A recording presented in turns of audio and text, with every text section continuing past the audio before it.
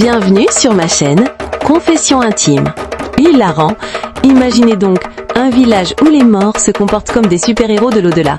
Je les vois bien, les ancêtres de Gradfield, avec leur pagne traditionnelle, en train de faire des check-up depuis l'au-delà.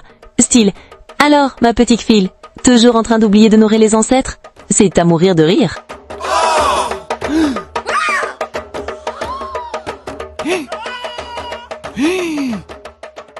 Samuel, ton père est parti, le siège est vide et c'est à toi de t'asseoir dessus.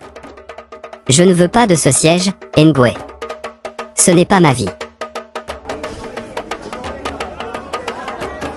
Le village de Gradfield, niché dans les collines verdoyantes de l'Ouest Cameroun, était connu pour ses cases en banco, au toit conique, ses marchés animés et surtout pour ses traditions ancestrales, plus fortes que la pierre.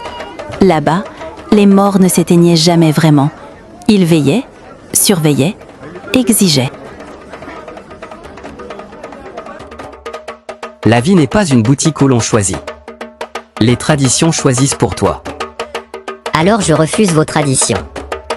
On ne refuse pas les morts, Samuel. Samuel, un jeune homme au regard vif, y avait grandi. Fils unique d'un chef respecté et redouté, il avait vu son père gouverner avec autorité et s'entourer de mystères. Mais Samuel, lui, rêvait d'une vie différente. Il voulait travailler dans la ville de Douala, respirer l'air du large, fuir les ombres des rituels et les voix des ancêtres. Le jour où son père mourut, on vint le chercher. Cette nuit-là, Samuel prit un petit sac, ses économies et quitta Gradfield. La route de terre rouge s'effaçait derrière lui. En ville, au début, tout semblait possible. Un petit travail, une chambre modeste, un peu de liberté. Mais bientôt, les choses changèrent. Pourquoi rien ne marche? Pourquoi moi? Qu'est-ce que j'ai bien pu faire? Il perdit son emploi sans raison. Ses affaires échouaient. Ses amis l'évitaient sans explication. La nuit, il faisait des cauchemars.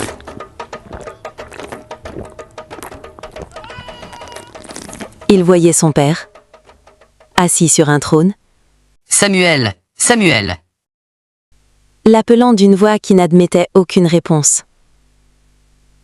Parfois, il se réveillait avec des marques étranges sur le corps, comme si on l'avait touché pendant son sommeil.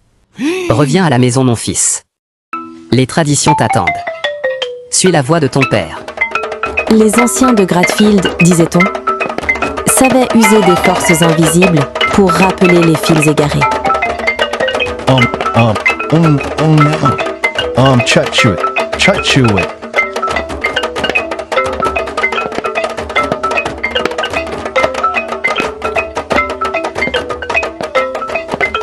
Samuel sentit peu à peu la ville se refermer sur lui, comme un piège invisible. Épuisé, ruiné, affaibli, Samuel comprit qu'il n'avait plus d'issue.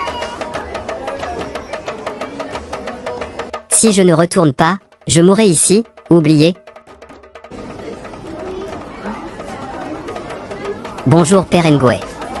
De retour à Gradfield, il ne fut pas accueilli avec joie, mais avec un air grave, presque solennel. On le conduisit dans la case de son père. Papa, je suis de retour. On lui fit boire une décoction amère. On traça sur son corps des signes avec de la poudre rouge. Chem, bababa, a catch it, axt. On chanta des incantations toute la nuit. Samuel, groggy, sentit une chaleur étrangère s'installer en lui, comme si une autre âme prenait place. Avec l'héritage, vint l'éther, le pouvoir et les totems de son père. Un serpent de bois noirci, un masque aux yeux vides, des pierres gravées cachées dans une calebasse. Ces esprits étaient à ton père. Maintenant, ils sont à toi. Ils te protégeront et te guideront, si tu leur obéis.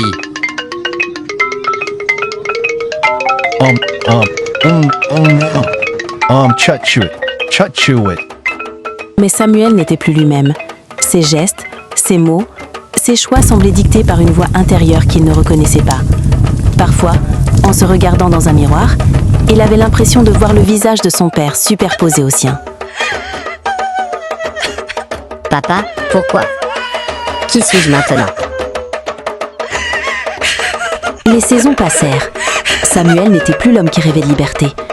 Il marchait comme son père, parlait comme son père, tranchait les affaires du village comme son père l'aurait fait. Mais dans le silence de la nuit, Samuel savait la vérité. Ce n'était pas lui qui vivait. Il n'était qu'une enveloppe.